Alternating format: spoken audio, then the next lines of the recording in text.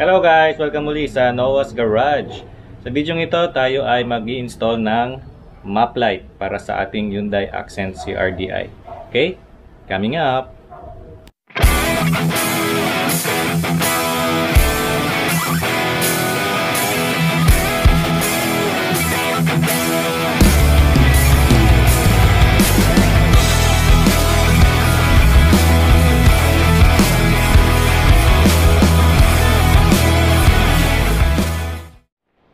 Okay, pakita ko lang sa inyo guys, no?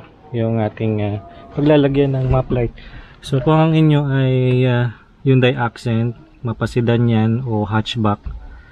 Yan, makita nyo, wala siyang map light dyan, ano? Yan, so mahal-mahal ang sasakyan na ito pero walang map light. Pero may dome light. Yan. So, ang gagawin natin, curve tayo dyan. Bubutasan natin yan para malagyan natin ng map light. Tapos, saan tayo kukuha ng kuryente? Yun ang tanong, ano? Dito tayo kukuha ng kuryente sa dome light. Yan. Okay? So, pakita ko sa inyo yung harness. Okay guys, so ito yung ating map light. So, ito siya, no? So, binili ko to sa online, no? Sa Lazada. Yan. Ito yung lalagyan ng shades niya. Sunglass. Ito yung dalawang bulb niya, no? So, may kasama na siyang bulb, guys, no? Ayan. Ito. Yung dalawang to. Na LED. Okay? Pakita ko sa inyo mamaya kung paano i-install yan dito. Tapos ito pa yung kasama niya, may harness na siya. Alright? So, pakita ko sa inyo yung likod. Yan. So, makita nyo yung likod, no? May mga socket siya. Pero ito ang gagamitin natin, guys, no? So, ito yan. So, sa harness niya, ito yan, no, guys? So, dito yan. Yan, pag ganyan, ano? Kasi itong dalawa, kung makikita nyo, magkadikit siya, no, yung dulo. Dalawa yung connector niya. Kasi, yung isang connector, ilalagay natin dun sa existing na stock wire, yung power supply.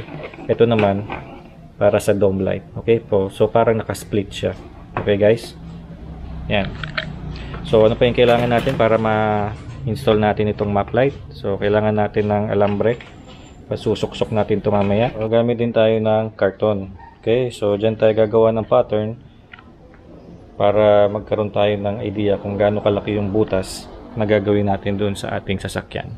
Okay, kaya kailangan din natin ng cutting board. So, kailangan nyo rin ng matalas na cutter, electrical tape para pantali natin dito mamaya sa alambre natin.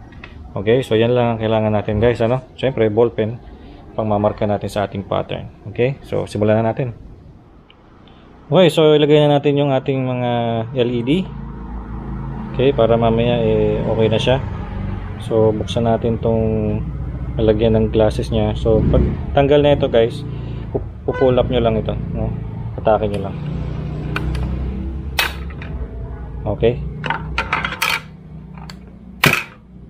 Alright. So meron na siyang existing bulb. Okay, pero kung gusto nyo ng LED, pwede rin naman. Okay.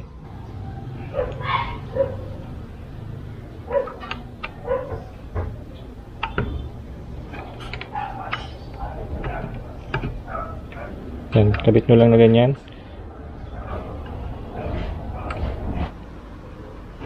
Yan.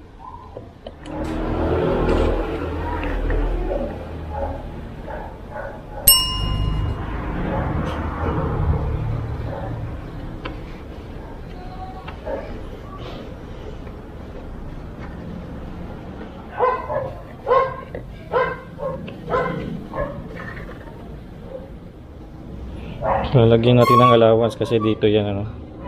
Okay.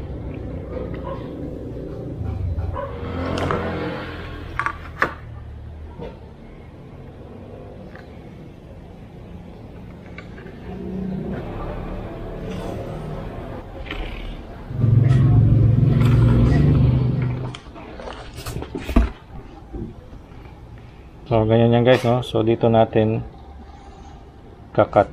Okay. Para ma-fit natin yung ating map light.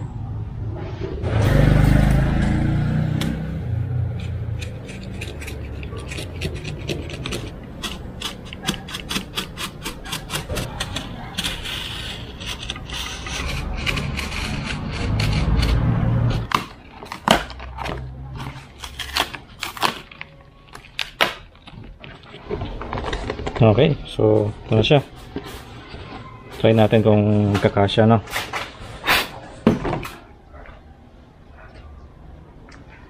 So makita nyo dito, meron siyang ganito, no?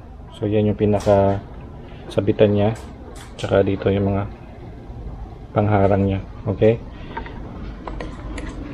so tingnan natin kung papasok.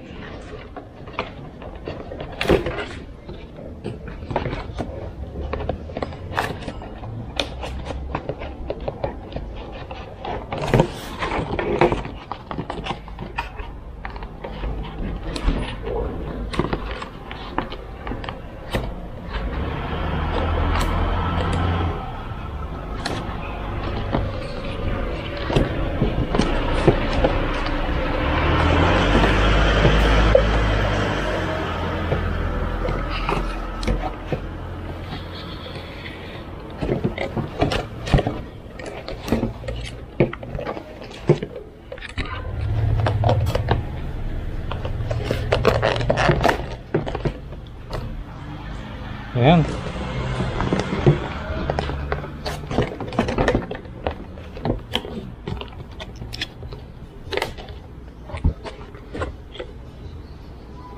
Ayan, so may pattern na tayo guys, no? So okay lang na masikip, wag lang sobrang luwag. Okay? Okay lang na masikip.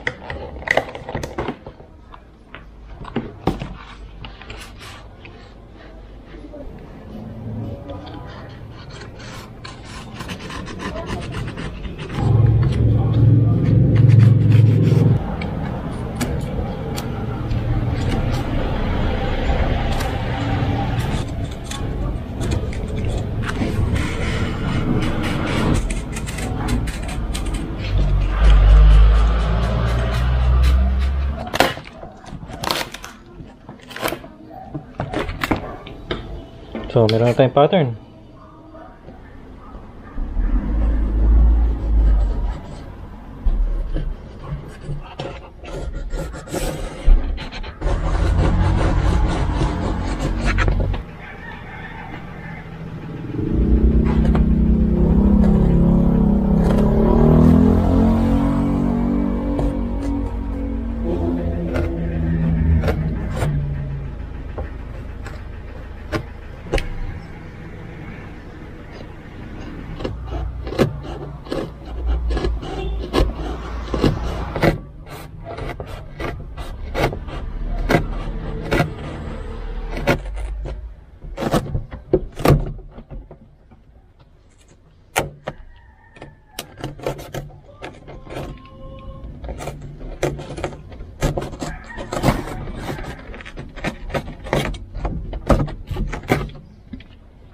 Tanggalin natin to guys, no?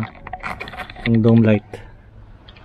So para matanggalan guys, so gamitan nyo lang ng flathead screwdriver, no? Tapos lagyan nyo ng tape yung tip para hindi magasgas.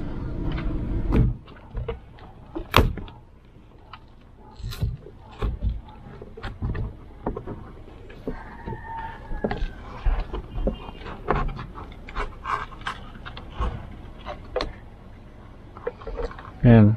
So nakita nyo guys, mayroon siyang wire, no? Okay, so ang ating ating harness lalagay natin dito.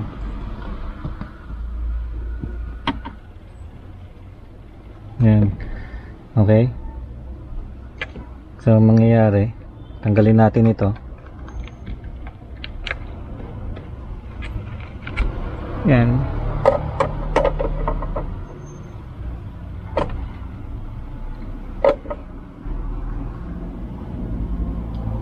Tapos ito ang ikakabit natin dyan. Okay, ito. Okay, kita nyo ba? Alright. Tapos ito dito. Okay.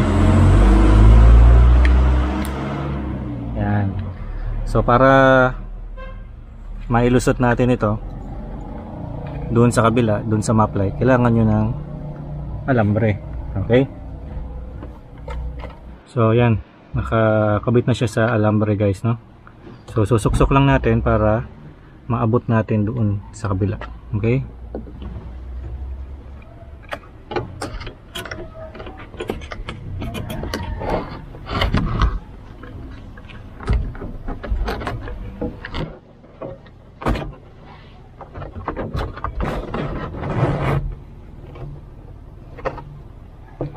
Alright. Okay guys, so ilalagay na natin ito dito, ano, i-connect lang natin. Okay. So ito, lamat ng connection kasi wala man tayong sunroof.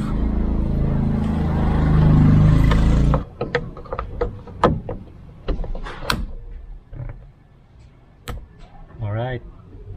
Kaya ganun nyo lang yan. Yan. Yun.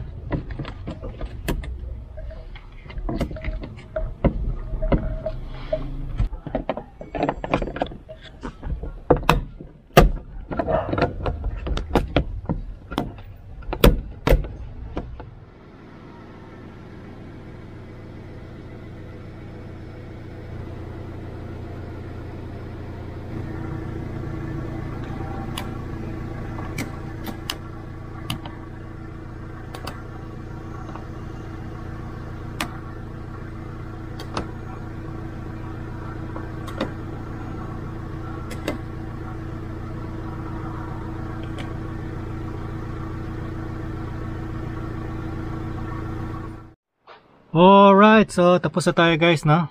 So ito na yung ating map light. So ganun lang kasimple mag-install ng map light sa inyong Hyundai Accent CRDI or gasoline engine, no? Pares lang naman tayo ng interior. Okay? So ingatan nyo lang yung pag-cut nito, no? So importante na mayroon kayong pattern, no? Kami yung tip ko, mas maigi na masikip kaysa sa sobrang luwang ng inyong pattern. Okay? So yan, no? Ganda ng ating pagkakagawa. Alright. Diba? Alright guys, so sana natuto kayo sa video na ito. Nagustuhan ninyo, pakisuyo na i-like ito at mag-subscribe kayo sa Noah's Garage. Maraming salamat sa panonood.